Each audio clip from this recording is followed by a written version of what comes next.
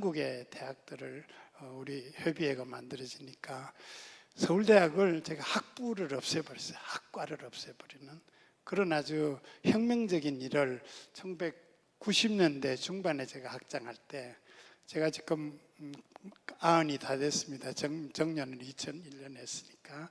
근데 그때 그렇게 하면서 욕도 무지하게 얻어먹고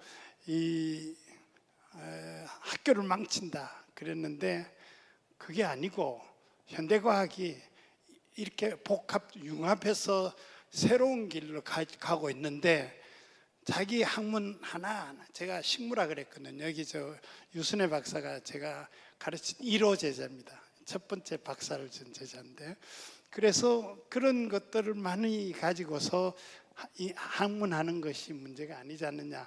현대과학은 이렇게 막 복잡하게 얽히고 통합하는데, 그랬더니 교수들이 제일 많이 반대했어요. 왜냐하면 자기 학문 영역을 침해한다, 그리고 그거 없앤다는 생각 때문에.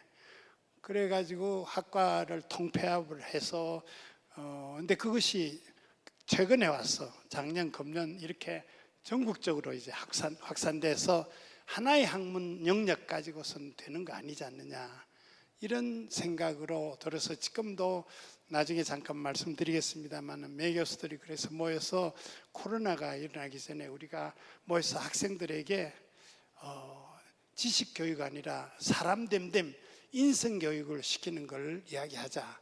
그래서 워크숍을 하고 그걸 세미나를 하고 중고등학교 선생님들 모시고 그런 걸 하고 했는데, 총장님께 제가 말씀을 드려서 제가 이건 학교가 앞장서서 하면은, 서울대학이 깃발을 들면은 전국 대학에 권역별로라도 거기서 지식교육 아닌 사람 됨됨 교육을 해서 이 나라가 이 꼴이 되지 않을 거 아닌가. 근데 유감스럽게 총장님이 별로 귀를 기울여주지 않았어요. 근데 코로나 때문에 그동안 중단했다가 금년에 다시 이걸 한번 시작을 하자 하는 것이었습니다.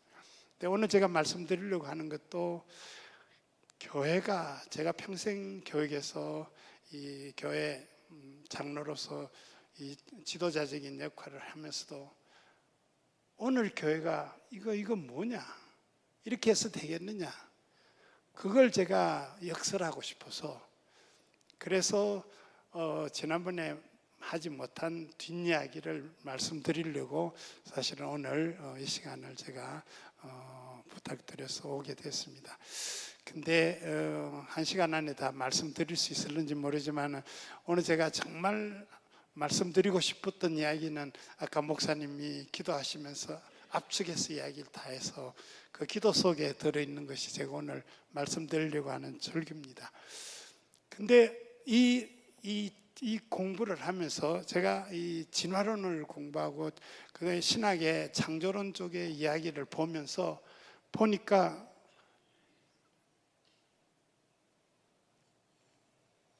이리 가면 되나요? 어디로 가면? 예? 아래 건가요? 예. 창세기 1장에 말이죠. 1장 28절에 태초에 하나님이 인간에게 하신 첫 번째 명령이, 우리가 너무 잘 알지만은 이걸 무시하고 잊어버리고 있었어요. 뭐라고 했습니까?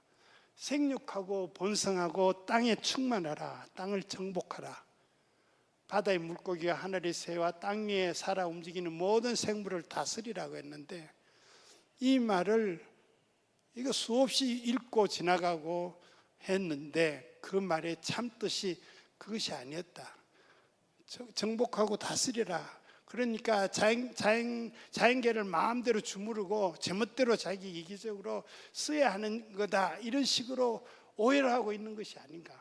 인간이니까 자연계 전체는 우리가 마음대로 해도 되는 거고, 우리의 먹이가 되고 우리가 지배하고 다스리고, 그리고 황무지는 누구든지 먼저 가서 점유하면 내 것이다, 이런 식의 생각을 하는 것이 아닌가. 그렇게 해왔는 거 아닌가. 근데 하나님 이거 아니셨겠죠. 하나님이 인간을, 많은 생물들 중에 마지막에 인간을 창조하시고 얼마나 기뻐하셨습니까?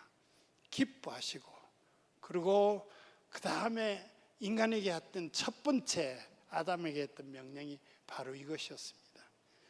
근데 어떻게 했어요?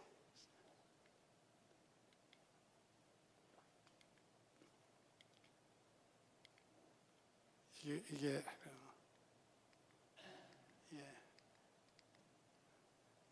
근데 태초 인간 아담이 무엇을 했습니까? 아담이 그 아내하고 그 자손들이 한 일은 성경에 기록된 대로 사탄의 유혹을 받고 그 아름다운 에덴 동산에서 추방을 당했습니다. 그리고 형제간에 질투하고 살인하고 하나님께 도전하고 바벨탑을 세웠잖아요. 노아 시대의 홍수를 당했고, 그래도 바벨탑 건설하고 하나님께 도전하고 소돔과 고모라가 멸망하고, 이렇게 인간이 걸어온 길은 사악한 길뿐이었다고요. 근데 이게 왜 이렇게 됐을까? 이게 말이죠, 저는 자연과학적으로 보니까 과학자들이 학문을 하면서 잘못한 거예요. 그리고 교회에서들도, 우리가 아리스토텔레스가 자연과학을, 생물학을 첫 번째 시작하신 분으로 이 철학자가 그렇게 이해를 합니다. 근데 이분이 생명체는 뭐냐? 형상하고 진료하고 생기로 되어 있다. 지난번에도 제가 말씀드렸습니다만, 형상이라는 것은 생김새 아닙니까? 에이도스 폼이고, 진료는 힐레 메트리알, 자료다. 재료가 생김새하고 아우러지면 하나의 모습이 된다. 틀이. 그것이 자연계 사물이다. 근데 그 안에 생기를 불어넣어서 그것이 생명이 되게 했다.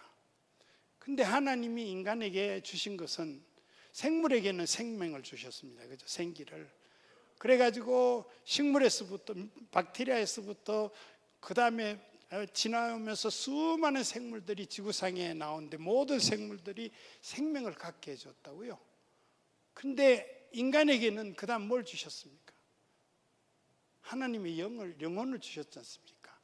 근데 이걸 혼돈해가지고 과학자들은 이거 전혀, 철학자 아리스토텔레스도 그 구분 못했죠. 그러니까 영혼이라는 인식보다도 그냥 생기라는 것, 생명이라는 것과 영혼이라는 걸 막 그걸 인식하지 못했어요, 이분.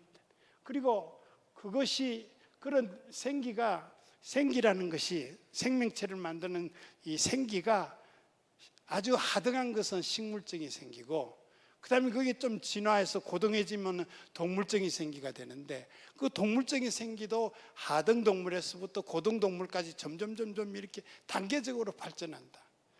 그리고 최고의 생기를 가진 것이 인간이다. 아리스토텔레스가 그렇게 이야기했어요.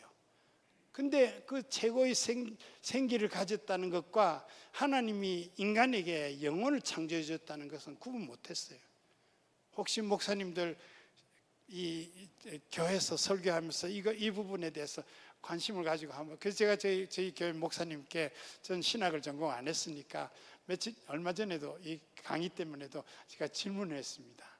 어떻게 그게 구분이 되느냐니까, 신학교에서도 구체적으로 그것을 이렇게 이야기를 좀 안 한다고 그럽니다. 아무튼 그래서 이 아리스토텔레스에 대한 이런 생기라는 것은, 현대과학이 발전하면서 오랜 세월을 지날 때 뭘 했는가? 특별히 과학이 발전, 16, 7세기에 들어오면서 자연과학이 아주 발전하기 시작하면서 생물학에서 생명체를 다룰 때 형상과 진료, 그 생김새를 하고 그걸 만드는 재료는, 그건 알 수 있잖아요. 과학의 연구 대상이 되는데, 근데 생기라는 건 그건 과학의 연구, 생명이라는 과학의 연구 대상이 못 됐다고 생각을 해서 16, 7세기에는. 그래서 이거는 우리 제외해놓고 자연과학에서 다루는 거는 물질뿐이다 말이죠. 물질, 형상과 그것을 만드는 진료, 재료다, 이렇게 생각을 한 겁니다. 이것을 기계론적인 생명관이라고 하는데, 이 생명관은 결국은 무엇이냐? 그대로 가면 유물론적인 생명관이 돼요. 물질, 생명체라는 것은 물질 덩어리다 말이죠. 그리고 유물론이 그렇게 나옵니다. 그렇게 해서 물질 덩어리로만 생각을 했고, 그렇게 해가 이것을 연구하기 시작하다 보니까, 이것이 생명을 만든다는 거죠. 근데 현대과학이 오면서 16세기에 했던 그 생명체에서 이 생기 문제를 빼고 하다가 보니까 아까 말씀드린 것처럼 유물론적인 생명관으로 발전을 했는데, 그런 자연에 대한 이해를 다시 한번 해보면, 자연과학적으로 자연이라는 것은 사람의 손이 가해지지 않은 천연 그대로의 상태를, 그래서 이 세상에 존재하는 모든 것이 다 자연이라는 말로 들어가고 있습니다. 근데 자연하고 인간이 어떻게 만났는가? 이게 만난 것이 종교, 예술, 그리고 과학이었어요. 그런데 자연에 대한 경외감, 그냥 두렵고 어려운 거다, 자연이라는 게. 그런 것에서부터 종교가 나올 수 있고, 찬미하고 아름다움을 노래할 때는 우리가, 그 다음에 예술이 나오고, 이것을 물질적인 차원에서 지적으로 연구에 들어갈 때는 과학이 나왔습니다. 그 현대과학은 이런 차원에서 발전했는데, 근데 이 자연과학이 인간과의 그런 유대가, 옛날에는 고대 사회는 자연 아래 인간은 자연을 두려워했습니다. 옛날에는 자연 아래 있었는데, 중세 현대로 들어오면 자연이라는 것, 사람이 활동하면서 이걸 활용할 수 있고 정복할 수 있고 마음대로 누릴 수 있고 부를 이루는 이건 대상이 된다는 것을 알은 거예요. 그런 식으로 이 학문이 발전하게 됐습니다. 그러니까 이것이 이제 초창기에서 이 자연에 대한 학문적인 이해를 발전할 때 학문이 정리된 것을 우리가 생태학이라고 합니다. 해켈이 생태학이라는 것을 이뤘고, 영국의 탄슬이라는 사람은 이 생태계가 하나의 시스템으로 되어 있다, 시스템으로 되어 있어서 그 안에서 이렇게 서로 조화를 이룬다는 그런 것을 이야기했고, 결국은 이 자연계라는 것은 그 안에 생물이 들어가고 무생물이, 물질이 있고, 이런 것이 모여가지고 하나의 시스템을 이루는 것이다, 생태계. 그것이 동적인 다이나믹한 시스템이다, 이런 식으로 자연을 이해하기 시작했네, 과학자로는. 근데 크루콜이라는 사람이 이걸 정리를 해봤습니다. 근데 인간이 자연 아래에 있는 예속적인 자연과 조화를 이루는 조화적인 자연과, 그리고 자연을 정복하려고 하는 정복적인 자연과, 이 세 가지로 나눌 수 있다. 옛날에 서구시대, 고대는 예속적인 자연 아래 인간이 두려워서 자연이라는 것은 그랬는데, 동양에서는 이 더불어 사는 자연, 동양의 사상에서는 자연과 인간이 더불어 사는 겁니다. 그렇죠? 우리 모두가. 근데 서구사에서는 이거는 이용해 보니까 내가 부를 축적할 수 있는 재화가 되고 수단이 된다는 것을 알게 된 거예요. 서구 사회는 그런 식으로 발전한 겁니다. 그래서 프란시스 베이컨이라는 사람은 자연 정복 사상의 근거를 만들어요. 과학과 기계 문명의 발달의 근거를 이 사람이 마련해서, 현대과학은 자연을 정복하는 서구 사회가 이 자연과학을 발전시키고, 동양에서는 그거에 따라가는 거니까요. 그렇죠? 자연을 정복하고 지배하고 이러는 것으로, 마음대로 활용하는 것으로만 이해하는 그런 식의 사상에 젖어버려서 오늘 인간들이 당연하게 자연을 마음대로 누리고 있어요. 그 하나님이 다스리라는 말에 대한 그런 우리에게 주신 첫 번째 명령은 그걸 무시해버린 거예요. 그건 이해 못한 거예요. 자연을 정복하고 그걸 다스리라는 건 마음대로 누리고 살아라는 것으로만 이해했다는 거죠. 그런데 이와 같은 일들이 생기면서 점점 우리 이 지구 생태계는 허물어지기 시작을 했습니다. 그러니까 환경이 훼손되고 인간이 막 그냥 나쁜 짓들을 하고 하니까, 그리고 인류가 폭발적으로 증식하니까 사람들이 먹고 사면서 자연을 전부 그냥 파괴시키고 그걸 다스리고 가꾸고 보존하고 하는 일은 하질 않고, 그걸 정복하고 자기 수단으로 쓰고, 그걸 더 많이 수단으로 쓰는 사람이 돈을 더 많이 벌잖아요. 목적은 돈 잘 벌고 평화롭게 잘 사는 것이 목적이었으니까. 그런 식으로 발전하게 되니까 이건 안 되겠다 말이죠. 그래서 1970년대에 와서 스톡홀름에서 인간환경선언이라는 것을 했습니다. 국제연합에서. 지구는 하나밖에 없지 않느냐. 그걸 원형대로 보존하는 것이, 그게 환경운동이다. 있는 그대로 원상을 복귀해서 원형대로 보존하는 것이 우리가 해야 할 일이 아닌가. 그러니까 개발하고 활용을 하되 자연과 조화를 이루면서 지혜롭게 활용하자 하는 것입니다. 그리고 자연환경을 훼손을 방지하기 위해서 이것은 오늘 자연이라는 것은 우리만 쓰는 거 아니다. 우리 선대들이 써왔지만은 자손 만대에 이 자연을 써야 하니까 우리의 재산, 우리 게 아니다 말이죠. 그러니까 공유하는, 내가 오늘 있을 때 이걸 지혜롭게 쓰지 함부로 훼손해서는 안 되고 자손에게 넘겨줘야 한다는 정신이 여기에서 나온 겁니다. 그래서 생태계의 질서에 순응하는 개발 정신을 가지자. 이걸 한마디로 말하면 자연 자원의 이용은 원금을 훼손하지 않고 은행에 맡긴 이자를 쓰는 지혜를 가지고 쓰라. 이것이 이 스톡홀름 환경선언의 기본 정신이었습니다. 그런 환경 보존을 위해서 지금 이야기한 것과 같이 스톡홀름의 인간 환경선언이 1970년대, 90년대에는 리오데자네이로에서 언시드의 회의가 세계 자연 헌장이라는 걸 만들었어요. World Charter for Nature라고 해서 그걸 선포하고 아젠다 21이라고 해서 기후협약, 생물 다양성 협약, 그리고 생물 다양성이라는 게 뭐냐, 이것을 우리가 보존해야 한다는 것에 대한 그런 학문적인 이제 지식이 이걸 강조하고 모두들 따라야 한다. 그래서 이 요하네스부르크에서 지속 가능 발전을 위한 지구 정상회의가 2002년에 내려서 이제 20세기에 들어와서 21세기까지 넘어오면서 지금 이렇게 늦었지만 이제 이런 노력을 하려고 하는 것을 우리가 볼 수 있습니다. 근데 우리가 사는 지구 생태계는 과연 어떤 것인가?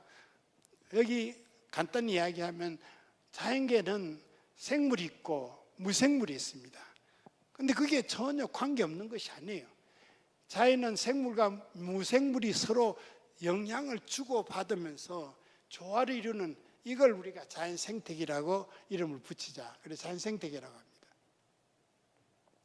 그 생태계에는 생물 군집의 요소 있고 무기생물이 있고, 무기환경이라는 것은 이 토양, 흙, 물, 바다, 육지, 그리고 그 안에 재료되는 빛, 이산화탄소, 산소, 무기염류 이런 것들이 서로 막 어울려 있는 거예요.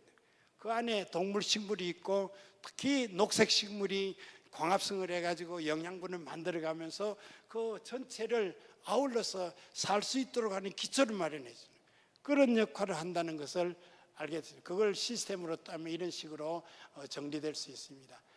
그래서 생태계는 이 동물과 생물과 무기 환경이 서로 동적으로 서로 영향을 주고받으면서 하나의 시스템을 이루는 것이다. 이 시스템 중에 어느 거 하나가 파괴되면 전체가 파괴되는 거예요. 그러니까 우리가 환경을 마구 훼손하면은 스스로 나중에 자해 행위를 하는 겁니다. 생물이 거기 살 수 없는 거예요. 그렇죠? 생태계에서 우리가 연못 같은 거 있잖아요.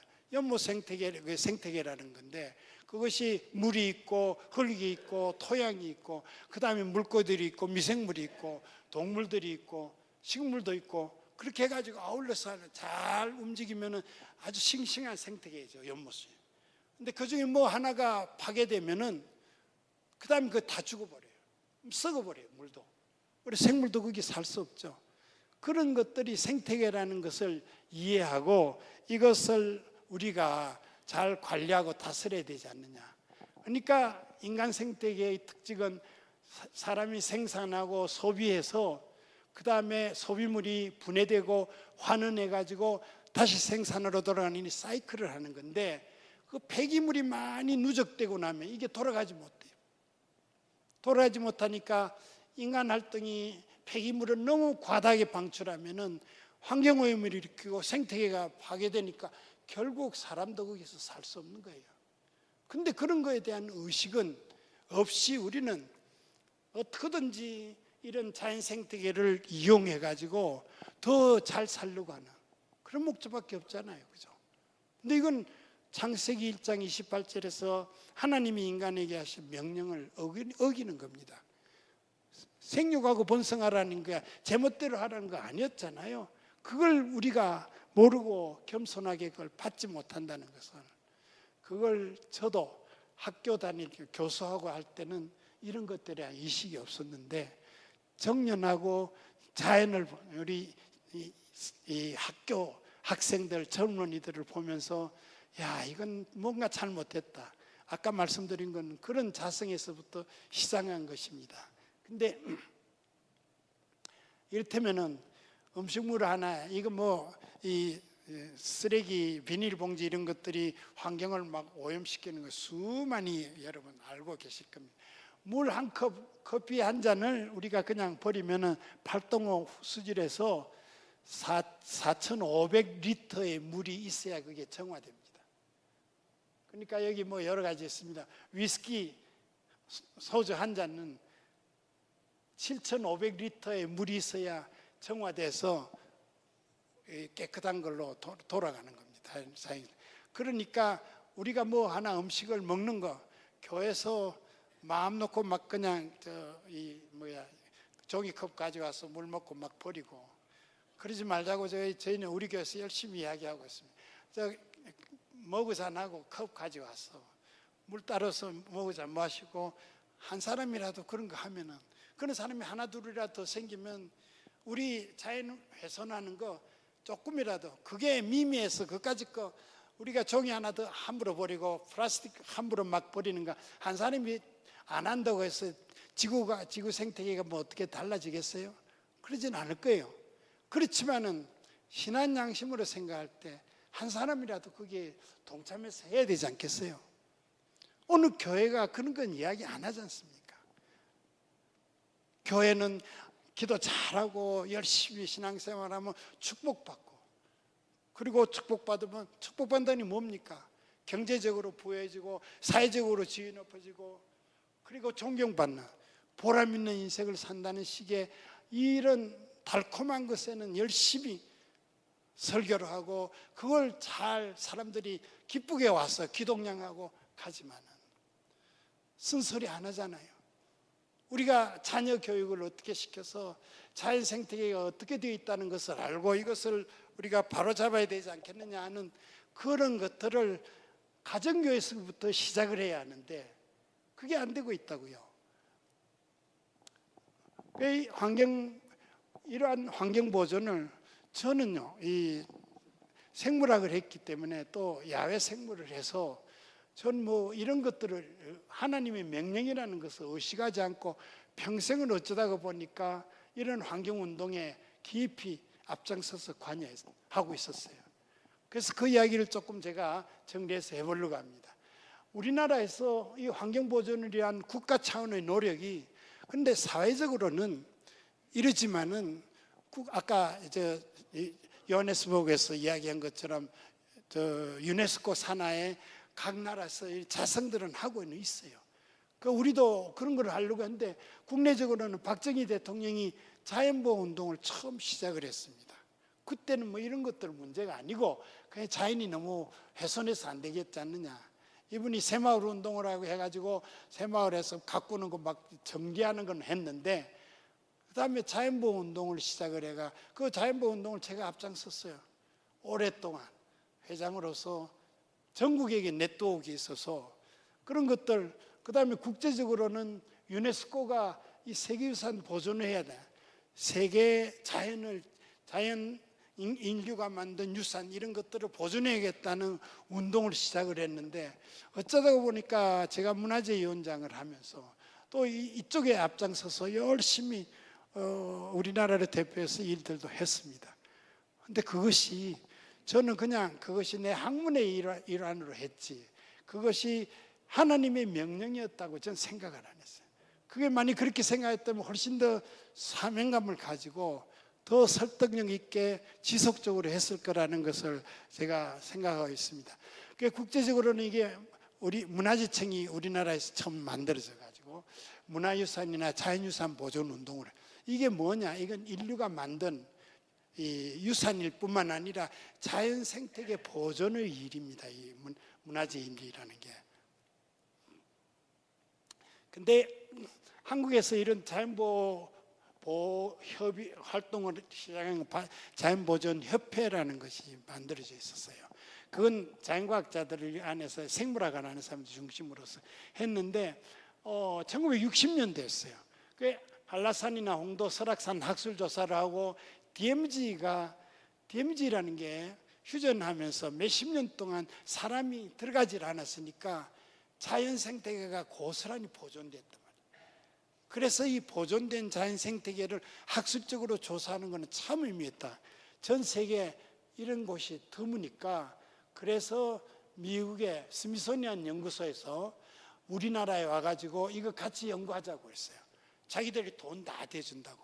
그래가 우리 아까 말한 자연보존 협의회에 있는 분들이 같이 일을 하려고 했는데, 김신조가 들어와가 청와대 습격하는 바람에 올 스톱 돼버려가지고 스미소니안 연구소 사람들이 다 가버리고 이다 스톱되고 말았습니다. 그리고 그 다음에, 그런데 이런 자연보호 운동이 시작된 거 사실은 배경이 다른 데 있습니다. 뭐냐면 1974년에 자연보존협회라는 것이 이제 만들어졌는데, 여기 유경수 여기 있는 교수 한 분이 교대 교수셨는데 유경수 여사의 은사였어요. 그 유교사가 이분을 청와대로 초청해서 선생님 제가 뭘 좀 도와드릴까요? 근데 이분이 나가서 이 자연보존협회 사람들을 불러 모아가지고, 야, 우리 유교사가 우리 도와달라는데 뭘 이야기할까? 그래서 오늘 지금 이게 개발 막 시작할 때 아닙니까? 70년대는 우리나라가. 그러니까 자연환경을 좀 지키고 보존해야 한다는 이야기를 해야 할 거다. 그 이야기를 하자고 이야기를 했더니, 그 다음에 유교사가 그 이야기를 하고 대통령이 불렀어요. 그래가지고 저는 그때 아주 어렸으니까 감히 참석을 못하고 쫄병이었고, 우리 은사 교수님들이 전부 다 한 40-50명 청와대 가가지고 박정희 대통령한테 뭐 이렇게 환경을 이제 보존해야 합니다. 우리나라 생태계 보존해야 합니다. 하니까 좋은 일입니다. 뭐 어떻게 제가 도와드릴까요? 한 5천만 원만 주시면은, 그러면은 그 돈 가지고 이 광화문에 빌딩을 하나 사서 거기에서 이자를 받아가지고 우리가 이 활동을 하고 싶은 그거 정도만 주시면 좋겠습니다. 그러니까 대통령이 그래요 하고, 얼마를 주신지 알아요? 1억 해가 2억을 주셨어요. 유교사도 그때 돈을 몇 천만 원을 주고, 근데 그 2억을 주면서 뭐라고 했냐면, 이걸 가지고 선생님들, 교수님들 이거 쓰지 마시고 은행에 넣어놓고 그 다음에 그 이자 가지고 활동하는 데 쓰십시오. 그리고 돈 모자라면 저희가 또 드리겠습니다. 그 2억을 은행에 넣어놓고 있는 게 아직도 있어요. 그 이자 가지고 활동을 하고 했는데, 아직도 이 자연보존협회가 있는데 관계 가지고 있습니다. 그리고 이 일을 시작하고 유교사가 특별 하상금까지 주었는데, 그 다음에 그래서 이 협회가 유교사를 자문인, 고문으로 모시려고 팜플렛을 계절별로 냈거든요. 1년에 4권 내는데, 그게 한 페이지를 이렇게 남겨놓고, 이분이 이제 우리 특별 고문으로 모시기로 했다, 여사 총재로 모시기로 했는데 8.15 때 돌아가시고 말았다고요. 그래서 그 자리에 돌아가신 그 유고 그거를 영정을 거기에 넣고 그걸 출판했습니다만, 아무튼 이렇게 해서 받은 돈이 지금도 아직도 남아서 그 활동을 하고 있습니다만은, 그러고 난 뒤에 박정희 대통령이 저 대구 금오산에 가면서 금오산 이 자락에 가다가 빈병하고 이런 것을 주우면서 우리도 자연보호해야겠다 한마디를 하셨다고요. 그게 1977년입니다. 여기서 돌아가신 뒤에. 그러고 나니까 야단이 났죠. 왜냐하면 다음에 박정희 대통령이 한마디 하고 나니까 내무부 산하에서 그때 정일권 씨가 아마 그 총리였을 거예요. 아마 그분하고 그 다음에 장관들이 전부 해가 자연보호 협의회라는 걸 만들었습니다. 그래가지고 이 내무부 산하의 각 부서에 자연보호 과가 생기고, 그래가지고 자연보호 운동을 막 하기 시작을 했고, 그 카운터파트로 민간인들을 만나서 자연보호 중앙연맹 협의회라는 걸 만들었습니다. 그 민간인 주도로. 거기 유명한 분들 많이 있습니다만, 아무튼 거기에 저도 젊을 때부터 참여하다가 마지막에 2000년까지 제가 이 자연보호 협의회를 운영을 하다가 다음에 뒤로 바톤을 넘겼습니다만, 아무튼 그렇게 해서 이 자연보호 중앙연맹, 제가 관여했던 자연보호 중앙연맹은 생물학자들하고 지질학자 그리고 법학, 행정학을 하는 사람들이 모여서 옛날에 새마을 운동을 하는 것처럼 전국의 네트워크를 만들어서 정부가 이것을, 그때 새마을 운동을 하던 앞장섰던 사람들이 전부 지자체 지원을 받아가면서 전국 네트워크를 꾸몄어요. 그래가지고 자연보호 운동을 하자고 했는데, 자연보호 뭔지 몰랐다고요. 자연보호, 자연보존, 자연보전 이 말도 몰랐으니까 뭘 해야 하는지 모르는데, 박정희 대통령이 가다가 그거 병 있죠. 맥주병 이런 것들, 깡통 이런 것들을 줍는 것이 그게 자연보호인가 보다. 그러니까 쓰레기 줍기 운동을 하자. 그러니까 전국으로 내무부에서 막 명령이 내려가니까 내무부 산하에 전국적으로 쓰레기 줍기 운동을 막 시작을 했어요. 근데 그것만 가지고 안 되잖아요. 얼마 지나니까. 그 다음에 쓰레기 줍기 하는, 그 다음에 안 버리기 운동, 되가져오기 운동, 대가지 운동을 하자. 줍기 다. 그 다음에 안 버리기 운동하자. 그런 거 가지고 안 되잖아요. 그래서 제가 속했던 이 자연보호 중앙연맹에서 이게 자연보호라는 게 어떤 일이다. 그걸 학생들에게 교육하고 그 다음에 홍보하고 하는 걸 이 법학 교수들이랑 서울대학교 이 법대 교수들이 환경대학원의 교수들이나 이런 사람들하고 고대하고 전부 다 이렇게 모여가지고 이렇게 해가지고 자연운동 그래서 해가지고 한 것들이 국토보존 관리, 그리고 국립도립공원을 지정하고 참원하는 거, 자연보호 연구활동 학술 강연, 그 다음에 학생들에게 자연보호가 뭐나 계몽운동하는 거, 이런 것들, 이런 일들을 열심히 해왔습니다. 그렇게 해서 박정희 대통령이 서거하신 뒤에 그 다음에 이것이 계속 내무부에서부터 됐지만은 국가 차원에서의 자연보호 운동은 중단되고 말아버렸습니다. 결국 이 아까 제가 말씀드린 자연보호 중앙협의회라는 이것이 유일한 단체로서 우리가 국가에서부터 지원을 받으면서, 그래서 울릉도 독도를 수없이 다녔습니다. 환경 생태 보존한다고. 그리고 주로 했는 이 각급 학교에 자연보호, 그 다음에 사회교육하고 홍보활동, 언론 매체 여러 가지들 이야기를 했습니다만은, 이 학술활동의 결과 가장 많은 두드러진 일 중에 하나가 울릉도나 독도 같은 낙도의 자연생태계 조사를 해서 자연생태계가 어떤 모습을 하고 있다, 이걸 어떻게 보존해야겠다, 그런 이야기들. 그리고 국제적으로는 베트남하고 몽골까지 학술조사를 가서 지원을 받아가지고 가서 저 사람들하고 공동으로 학술활동도 하고 학술활동을 했습니다만은 그런 것 가지고 되는 건 아니죠. 근데 아무튼 근데 이 국토보존으로서 이제 문화재청 일은 이것도 다른 이야기여서 제가 그걸 이야기를 좀 하려고 합니다. 1945년에 이 해방이 되면서 미 군정청에서 우리나라 이완가가 가지고 있던 재산들을 보존해야 되잖아요. 그러니까 이완가 재산 관리를 목적으로 해서 하나 설치를 했는데, 그것이 박정희 대통령이 쿠데타를 하고 난 뒤에 61년 10월에 막 쿠데타가 일어나고 얼마 안 됐죠. 몇 개월, 그때 문화재 관리국이라는 것을 박정희 대통령이 설치를 했어요. 그 이것을 관리하는, 이왕가의 재산을 관리하는 목적으로 하라고 했는데, 그것이 다음에 62년에 문화재 보호법이라는 게 공포되고, 그 다음에 68년부터 문화공본부라는 게 생겨서 그 문화재청이라는 것이 생겼습니다. 근데 이것은 일본 걸 고스란히 받았기 때문에 문화재라는 말로만 써왔다고요.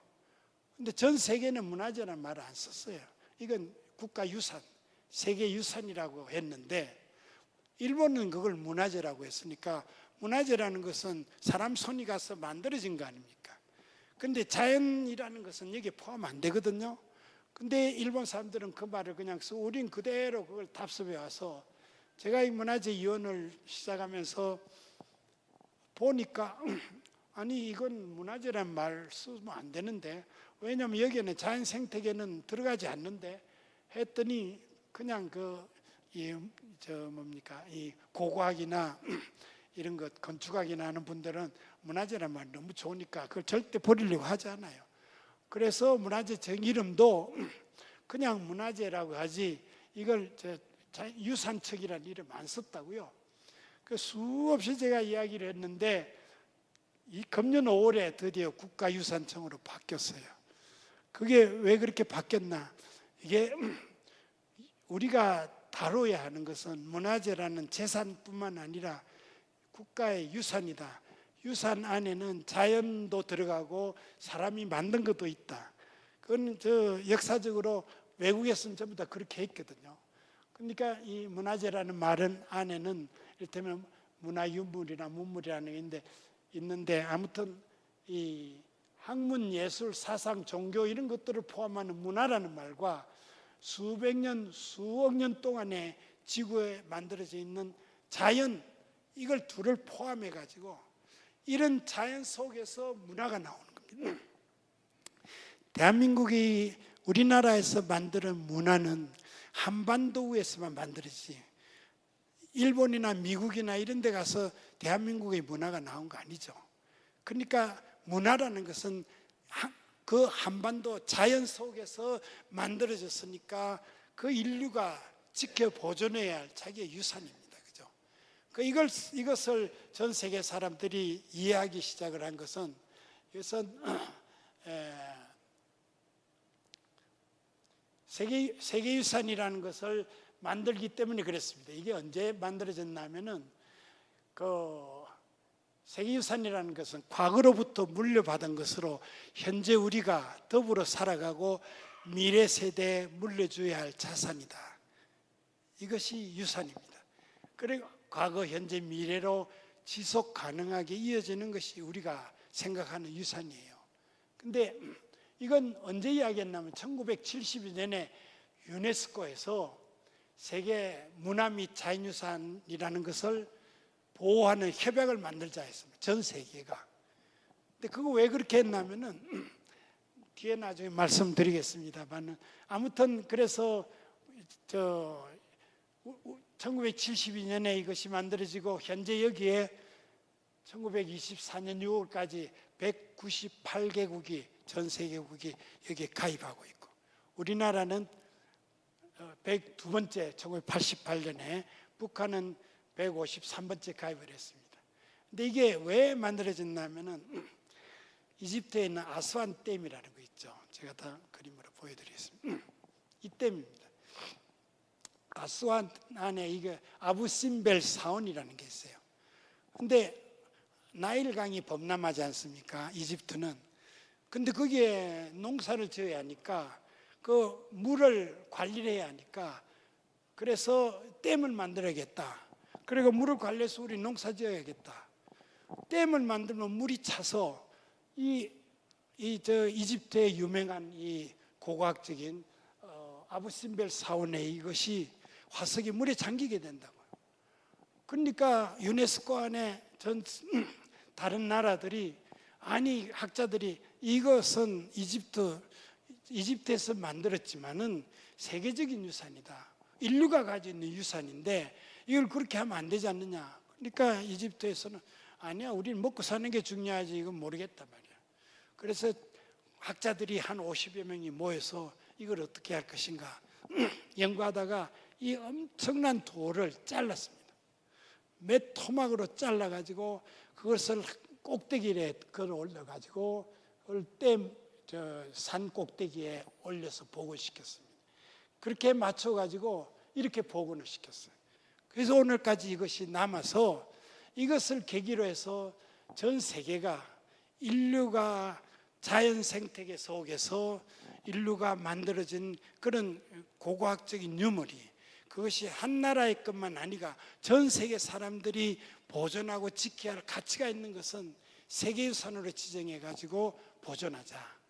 그래서 유네스코 세계유산이라는 게 만들어져서 처음에는 이것을 했더니 다른 나라 별로 관심들이 없었어요. 그런데 그걸 만들어서 심사위원회가 심사해 가지고 세계유산으로 지정되면은 그걸 많이 가진 나라일수록 뭐라고 해요?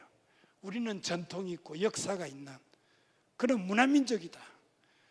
유럽에서 이태리하고 프랑스하고 제일 많이 가진 나라, 특별히 이태리 같은 데는 엄청나게 가져서 얼마나 자랑하는지 몰라요. 근데 나중에 보니까 중국이 보니까 늦게 이걸 알고는 2000년대 되기 좀 들어오면서부터 늦게 알고 아니 우리는 땅덩어리가 유럽보다 더 크고 유구한 역사를 가졌는데 우리가 더 많은 이런 유산 가지고 있다. 그러니까 이걸 세계유산을 지정하려니까 그 지정하려면 그걸 해야 하거든요. 협의해서 심사를 해야 하고 그리고 한 1년에 그걸 여러 개 할 수 없다고요. 하나 문화유산 하나 자연유산 하나 이런 식으로 하려고 하니까 그걸 중국이 돈 많으니까 말이죠. 그래가지고 아프리카에 그 이원국이 한 25개국이 됩니다. 이원국에 막 매수를 해가지고 그래가지고 막 지정들을 많이 해가 지금 전 세계에서 이 세계유산을 제일 많이 가진 나라가 중국하고 그 다음에 이태리하고 그렇게 돼서 아마 앞으로는 곧 있으면 중국이 제일 많이 가질 거예요. 그래가지고 중국이 얼마나 자랑하는지 모른다고요. 근데 우린 그래서 세계유산이 지금 전 세계에 기록된 것이 1171개 나라가 세계유산을 등재시켰습니다. 그 중에 문화유산이 933개, 우리는 14개입니다. 그리고 자연유산은 227개, 그리고 복합유산이라는 게 문화하고 자연유산이 아우러져서 하나를 이루는 게 이거 복합유산이라는. 복합유산은 적어요. 29개인데 우리나라에는 없어요. 그 문화유산이 14개고 자연유산이 2개 돼서 우리가 16개인데 이 정도면은 전 세계 아까 171개국 중에 한 22 수준에는 들어갑니다. 그래서 상당히 우리도 이제 수준이 높아졌어요. 근데 이게 뭐 하는 건지 몰랐는데 제가 문화재위원장을 하면서 우리나라의 자연유산을 등재하는데 본의도 아니게 거기 참여해가지고 제주도에 어느 날 가라고 그래요. 그래서 문화청에서 무엇하러 가냐고 투톨 갔더니 그때는 문화재위원장이었거든요. 자연유산 쪽에. 그래 천연기념물이나 다루는 데니까 그래 갔더니 제주도에 이걸 자연유산으로 세계 자연유산으로 등재하려고 하는데 이걸 연구를 용역을 주고 했더니 엉망으로 만들었다. 그러니까 위원장이 가서 이걸 다시 정리해 가지고 내년에 이걸 신청을 해야 하는데 이거 영어로 전부 다 번역을 해야 하거든요. 그걸 하라고 해서 투덜투덜하고 일주일을 연말에 크리스마스가 다가왔는데 일주일을 제주도에서 지나면서 이걸 막 다시 만들었습니다. 그렇게 해가지고 만들어서 했는데 처음에 할 때는 막 그냥 제주도민들이 아니 문화재로 지정하면은 사람 못 들어가게 개발도 못하게 한다고 막 반대를 해서 가서 그거 건드리지도 못하게 제가 내려갔는데 그 주민들한테 가려고 했더니 들어오지도 못하게 해요. 그 문 밖에서 이렇게 서울서 내려가가지고 1시간쯤 기다리니까 그래도 서울에서 서울대 교수가 내려왔는데 말은 좀 들어봐야 되지 않느냐. 그래서 저를 불러들여가지고 그게 뭐냐 해서 제가 쭉 설명을 했어요. 이걸 하고 나면 유럽은 보니까 세계유산을 지정하면 관광객이 막 모여든다. 그럼 관광객들을 위해 뭐를 팔아가지고 그래서 장사를 하면은 부도 축적할 수 있고 이 자연 생태계를 보존도 할 수 있지 않느냐. 그래서 설득을 했더니 그 말이 되겠네. 그래가지고 세계유산을 갑자기 제주도 도지사를 시작해가지고 제주도 도민들이 막 사인을 받고 외국에서 오는 사람들을 이제 공항에서 막 이 세계유산 해달라고 사인 받고 우리나라 그때 세계 문화유산은 몇 개 가지고 있어요. 뭐 석굴암이나 뭐 이런 거. 근데 그거 가지고는 아무도 관심이 없었다고요. 근데 이 자연유산이라는 그렇게 해가지고 또 해서 이게 되고 나니까 그 다음에는 막 관광객들이 제주도에 관광객이 얼마나 모여들어요. 그렇죠? 지금 제주도에 관광객이 바로 이 때문에 모여들기 시작을 했어요. 그래서 제보고 제주도에서 훈장도 하나 줍디다마는 아무튼 뭐 명예도민이라 해가지고 제주도 내려가면 공짜로 뭐 여러 가지 도와도 주긴 하던데 이게 분화구입니다. 분화구인데 분화구면은 화산이 이렇게 폭발한 데 아니에요. 제주도에는 분화구가 365개가 있어요. 그걸 오름이라고 그래요. 근데 그게 오름이 터져가지고 전부 다가 구멍이 나가지고 백록 따면 그게 물이 고여가지고 호수가 됐잖아요. 호수가 고인 데도 있고 이렇게 땅이 이렇게 닫힌 데도 있는데 이게 분화구가 터지면서 가장자리가 고스란히 곱게 남은 데는 별로 없어요. 그래서 이걸 세계유산으로 지정하는 그래서 이게 아마 제주도 가면은 성산일출봉인데 누구든지 아마 방문하게 할 겁니다만 제주도이죠. 잠깐 몇 가지만 제가 보여드리겠습니다. 그래서 이걸 어떻게 가지고 했냐면은 저 앞에 이제 그림이 나옵니다만은 이게 제주도 가면은 만장굴이라고 있습니다. 그건 관광이 들어갈 수 있도록 하는 이 제주도는 용암이라는 게 용암이 그 화산에서부터 용암이 분출하는데 그 용암이 이 돌 있잖아요. 제주의 돌을 전부 다 녹여가지고 물이 돼가지고 흐르게 한다고요. 그래 용암이 이렇게 흘러가가지고 그것이 동굴이 되고 해가 엄청난 동굴이 된 게 용암 동굴이라고 했어요. 그 안에 들어가면은 이 돌이 말이죠. 꽈배기처럼 막 이게 털려가지고 있고 그래서 아주 아름다워서 그 용암 동굴을 사람들이 많이 가는데 그 용암동굴 입구에 들어가는 쪽에 전신줄을 꽂으려고 그걸 땅을 팠더니 구멍이 뻥 뚫렸다고요. 그래서 여기 뭐냐 하고 들어가 보니까 엄청난 동굴이 하나 나왔어요. 그게 용천동굴이라는 건데 그 동굴 안에 들어가 봤더니 아니 제주도는 용암이 있는 데인데 그게 동해안에 가면 우리가 석회석이 해가지고 종류석이 막 만들어지잖아요. 근데 용암동굴 안에 종류석이 막 만들어졌다고요. 아니 이건 신기하다. 그리고 뻥 뚫린 용천동굴이라는 게 크기가 한 1km 이상 되고 엄청나게 커요. 그래서 야 이건 특이하다. 그래가지고 이걸 전문가들을 불러가지고 했더니 야 이건 특이하다. 이건 세계유산이 될 수 있다. 그걸 건의를 해가지고 세계유산을 지정하게 된 겁니다. 근데 그걸 지정하는 동안에 바로 옆에 조그마한 동굴이 하나 새끼 동굴이 나왔는데 100m 정도 되는 그건 당천물 동굴이라고 너무 더 아름다워요. 그렇게 막 거기에서 왜 그렇게 되는가 하면은 제주도 바깥에 조개 껍질이 많잖아요. 조개가 부서지고 그게 물에 녹아면서 그게 탄산염이 거기 있는 나무들 따라서 나무 줄기를 따라서 뿌리를 따라 내려가다가 그게 내려가 똑똑 떨어지면서 그것이 굳어가지고 그 다음에 그게 그게 되는 석회석이 되는 겁니다. 그래가 그렇게 아름답게 된 겁니다만 아무튼 그래서 스토리를 이렇게 설악산에서부터 지리산에서부터 한라산에서부터 이 용암이 이렇게 흘러내려오는데 그 일련의 용암들이 여기 쭉 있는 것처럼 금은오름 용암 동굴이라는 게 쭉 내려오면서 여러 가지 용암 동굴들이 만들고 맨 끝에 그게 아까 말한 이 일출봉 있죠. 그것까지 만들었다는 스토리 가지고 이걸 만드는 겁니다. 이게 만장굴입니다. 근데 저희 앞에 이건 지금 이건 용암입니다. 돌이 녹아가지고 물이 돼가지고 흐르다가 가서 이렇게 그 뻥 뚫리가 이가 굉장히 이것도 길어요. 여기는 사람들이 마음대로 들어가게 하고 있습니다만 이렇게 뭐 다리처럼 보이죠. 이게 돌으면서. 그러니까 굉장히 아름답다고 세계 학자들이 이런 용암동굴 참 처음 본다고 해서 막 많이 자랑하고 있습니다만은, 근데 이것이 아까 말한 용천동굴이에요.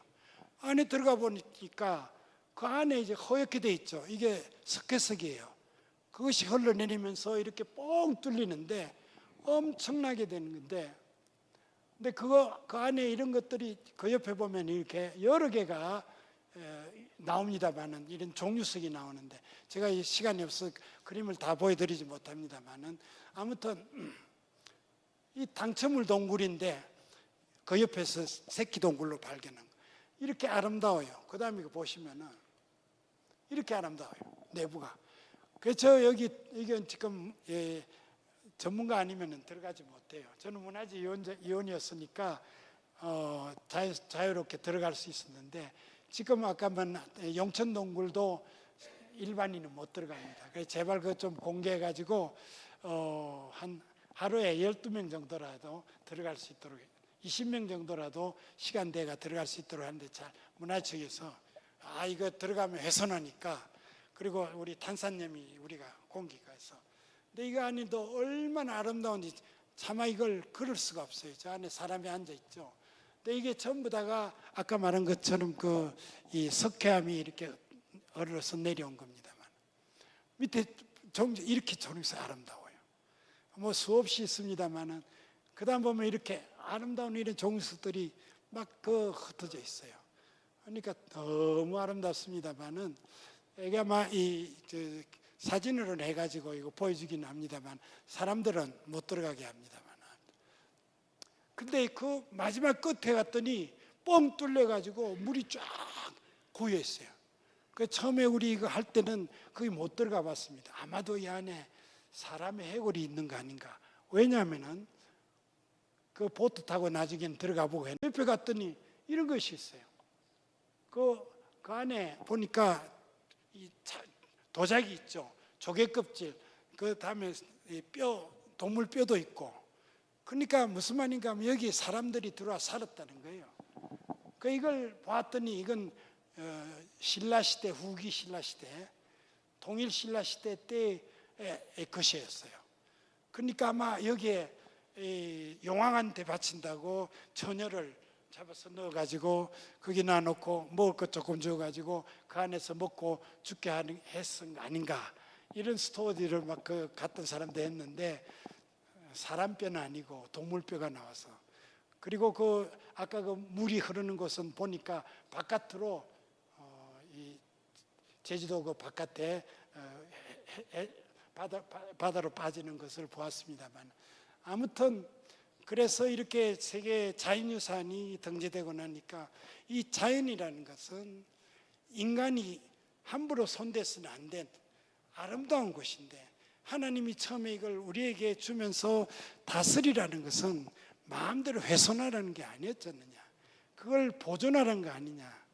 그래서 이 세계유산 되고 난 뒤에 이제 그 다음에 제주도 관광객들이 너무 모이니까 다른 곳에서 우리도 해달라 했는데, 사실은 설악산을 먼저 하려고 했어요.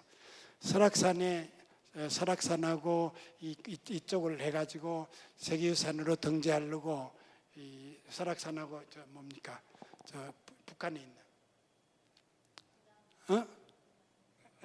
북한에 있는 금강산인가, 해금강 그쪽하고 합해가지고 하려고 했는데, 세계유산 이거 다 하려고 했는데, 제주도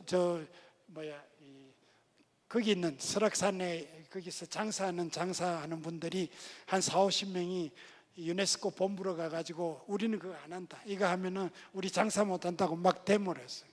그래가지고 그걸 하려다가 취소하고 안 돼 버렸어요. 그래서 제주도 세계유산이 되고 나니까 우리 좀 해달라고. 근데 버스 지나가 버렸다고요. 그때는 했으면 설악산이 됐는데, 그러니까 금강산 하려고 북한이 지금 애를 쓰고 있는데, 북한 혼자 하지 말고 남한하고 같이 해가지고 금강산, 설악산 묶어서 거기를 세계유산하면 이건 100% 됩니다. 내가 위원장할 때 갔더니 외국 사람들이 그거 해라 말이야. 그건 100% 된다. 우리 다 동원해 주겠다. 그러면 그 관광객들이 엄청나게 모일 텐데 북한하고 이야기가 안 돼서 그러죠. 그리고 이거 하고 난 뒤에 또 하나 하자고 해서 갯벌을 했는데 이게 이 순천만 갯벌입니다만은 갯벌도 두 번째 세계유산으로 정리가 됐습니다. 이거는 이제 고창에 있는 갯벌도 되고, 그래서 제가 이야기를 마무리하려고 하는 것은 우리 자연 생태계 보존은 하나님의 명령이었는데 교육에서 우리가 인성교육을 무시하고 사람됨됨 교육을 무시하고 서울대학에서 참 잘못했다. 우리가 학생들에게 사람됨됨 교육을 제대로 시켰으면 내가 과학적인 지식뿐만 아니라 그래서 공부 잘해가지고 좋은 논문만 쓰면 대학 교수 되는 것이 아니라 사람됨됨도 제대로 보아서 좋은 사람을 골라서 교수를 시켰으면 오늘날처럼 이렇게 황폐되지는 않았을 것이다. 그래서 이걸 정말 우리 서울대학 총장이 앞장서서 우리 이렇게 인성교육을 시키자. 그리고 우리나라를 개조하자. 이렇게 하면은 한 4, 50년 지나면 이 나라가 달라지지 않겠습니까? 오늘 젊은 세대들이 비인간화 되어버렸잖아요. 부모들 모르죠. 죽음에 대한 거 모르죠. 마약 마음대로 하죠. 그리고 컴퓨터 뭐 가지고 인조인간도 만들고 그러니까 그거에 매료돼서 인성은 잃어버리고 말았습니다. 근데 교회는 뭐 해야 했습니까? 제가 이때까지 평생 교회 지도자로서 앞장서서 일을 했다고 생각했는데 한국 교회가 구원받고 복받아서 축복받아서 이 땅에서 잘 사는 것에 대한 것은 모두 귀가 열려서 너무 좋아요.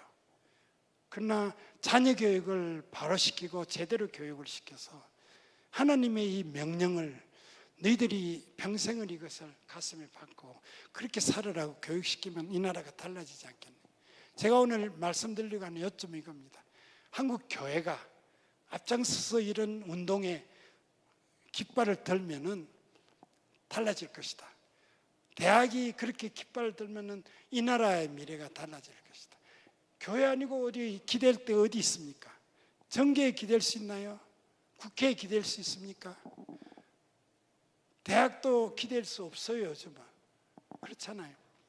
그래서 이런 것을 우리가 해야만 할 것이 아닌가 하는 것이고, 그리고 가정에서 제발 자녀 교육을 어릴 때부터 사람됨됨 교육이나 겸손하게 자연의 생태계를 보존해야 하는 것이 하나님이 우리에게 주신 첫 번째 명령이라는 것을 알고 교육을 시키면은 이 나라 미래가 엄마가 자녀가 하나니까 너무너무 그래서 막 그냥 내 아이가 최고니까 이 땅에서 잘 살고 부자 되고 출세하고 그것만은 눈이 빨갛게 해서 앞장서지 사람됨된 교육을 시켜야 되지 않겠어요?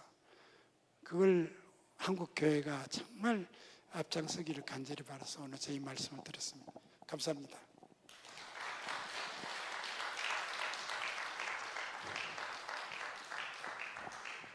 너무 시간을 많이 뺏겨서 죄송합니다.